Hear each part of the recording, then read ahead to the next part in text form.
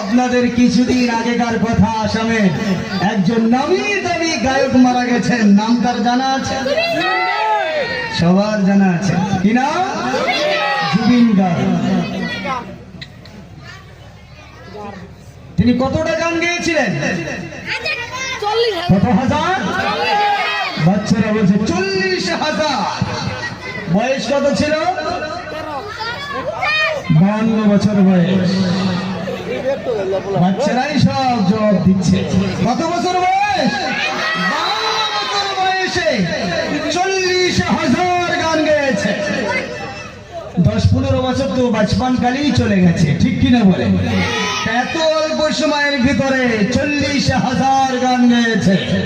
আমি বলতে চাই, এই 40,000 গানের ভিতরে সব থেকে সুপার হিট গান যেটা আছে, ওই গানটা মোবাইলে লাগাবা যুবক ভাই, লাগিয়ে হেডফোনটা কানে দিয়ে বড় মস্তি করে শুনবে।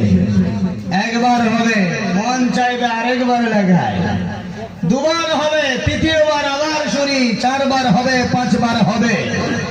কিন্তু 6 বার, 7 বার, 8 বার, 10 বারের মতো হয়ে যাওয়ার পরে ওই গান যতই মজার হোক না কেন, পাশে কেউ থাকলে, মোবাইল টিপলে, না জানতে পারলে তাকে বলবো, ভাই গানটা পাল্টা, একই গান আর ভালো লাগে না, 10 বার হয়ে গেল, এটা পাল্টা, অন্য গান শোনা। বলবে কি বলবো না বলেন? আওয়াজ নেই, বলবে কি বলবে না? কিন্তু কোরআনের বয়স কত?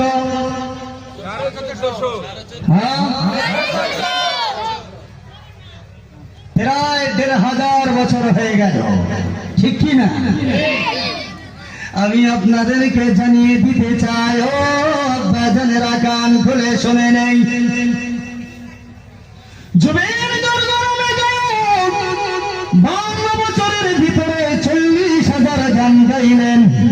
তার ভিতরে 7 থেকে সুপার হিট গান যেটা থাকবে, একবার শুনবেন ভালো লাগবে, দ্বিতীয়বার হবে ভালো লাগবে, 3 বার, 4 বার, 10 বার হওয়ার পর এটা পাল্টিয়ে দেওয়ার ভালো লাগে না। কিন্তু আমার আব্বাজানেরা শুনে নেন, এই মাদ্রাসায় যে কোরআনের শিক্ষা দেওয়া হয়, এই কোরআনের বয়স কমপক্ষে 1,500 বছর পার হয়ে গেল। 1,500 বছর আগে বিশ্ব নবীজির উপরে নাজিল করা হলো। নাজিল করার পর বিশ্ব নবী মেরাজের রাত্রিতে আল্লাহর দরবার থেকে নামাজ নিয়ে আসলেন। ওই নামাজে মসজিদে নববীতে আমাদের নবী ইমামকে আল্লাহু আকবার বলে দাঁড়িয়ে গেলেন।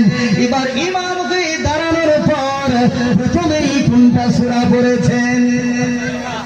আওয়াজ নেই, কোন সূরা? আলহামদুলিল্লাহি রাব্বিল আলামিন আর রহমানির রহিম মালিকি ইয়াউমিদ্দিন ইয়াকা না'বুদু ওয়া ইয়াকা নাস্তাঈন ইহদিনাস সিরাতাল মুস্তাকিম সিরাতাল লাযীনা আন'আমতা আলাইহিম গায়রিল মাগদুবি আলাইহিম ওয়ালাদ-দাল্লিন। সবাই পড়ি আমিন। নবীজি নামাজে দাঁড়িয়ে সূরা ফাতিহা পড়তেন। নবীজির যুগ চলে গেল, সাহাবায়ে কিরামদের যুগ চলে এলো। সাহাবায়ে কিরামরা নামাজে দাঁড়িয়ে একটাই সূরা, একই সূরা ফাতিহা পড়তেন। সাহাবায়ে কিরামদের যুগ চলে গেল, তাবিঈনদের যুগ চলে এলো। তাবিঈনদের দলেরাও একই সূরা ফাতিহা নামাজে পড়তেন। তবে তাবিঈনরাও একই সূরা ফাতিহা, উলামায়ে মুতাকাদ্দিমিনদের দলেরাও একই সূরা ফাতিহা, উলামায়ে মুতাআখিরিনদের দলেরা একই সূরা ফাতিহা। আজকে প্রায় 1,500 বছর পরে এই মাদ্রাসার মসজিদের ইমাম সাহেব যখন ফজরে দাঁড়িয়ে যান, একই সূরা ফাতিহা, যে সূরা ফাতিহা 1,500 বছর থেকে তিলাওয়াত হচ্ছে। যোহরে একই সূরা ফাতিহা, মাগরিবে যাবেন একই সূরা ফাতিহা, ইশার নামাজে যাবেন একটাই ফাতিহা। ভাই একটা গান 10 বার শুনলে আর ভালো লাগে না। 1500 বছর ধরে মুসলমান একই সূরা ফাতিহা নামাজে তেলাওয়াত করে, আজ পর্যন্ত কারো হিম্মত হলো না সূরা ফাতিহা পুরাতন হলো, নতুন করে আপডেট আনো, এই পুরাতন সূরা ফাতিহা চলবে না। কেউ বলেছে বলেন? আওয়াজ নেই, কারো হিম্মত হয়েছে? জোরসে বলেন হয়েছে? এটাই বড় কোরআনুল কারীমের বড় মর্যাদা।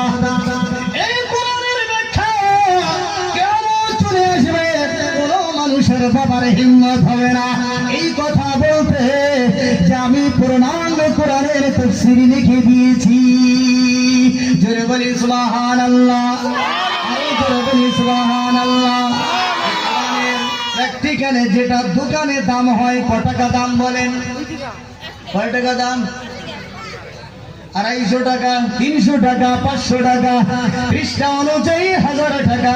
জোরে বলেন ঠিক কিনা? আরো জোরে বলেন ঠিক কিনা? কিন্তু দুনিয়ার বুকে এমন এমন লাইব্রেরি আছে, যে লাইব্রেরি এমন কিতাব আছে 50,000 টাকা, 1 লক্ষ টাকা, 2 লক্ষ টাকা দামি আছে না নাই বলেন? আওয়াজ নাই, আছে না নাই বলেন? নবীজি জানিয়ে দিলেন এই কোরআনের মর্যাদা কেমন, ভালো করে শুনে নাও। 2 লক্ষ টাকা দামি কিতাব ওযু করে সামনে বুকে জড়িয়ে ধরে, সারা রাত ঘুমাবে না, বুকে জড়িয়ে থাকবে, তোমার আমল নামায় একটা নেকি লেখা হবে না।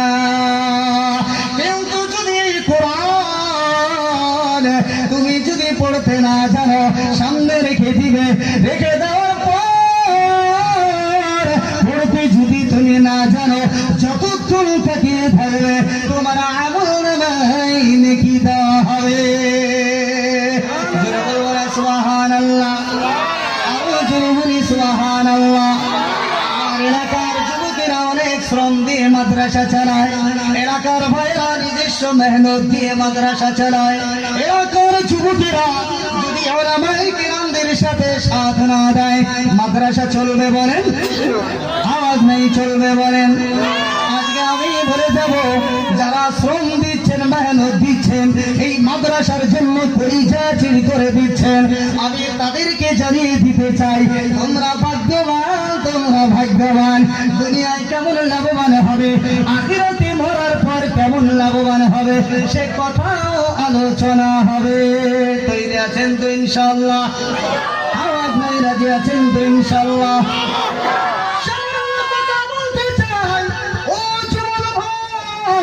দুনিয়ার বুকে সব থেকে বড় সম্পদ হলো আমাদের বাবা এবং মা। যারা বলেন ঠিক কিনা? বাবা এবং মা।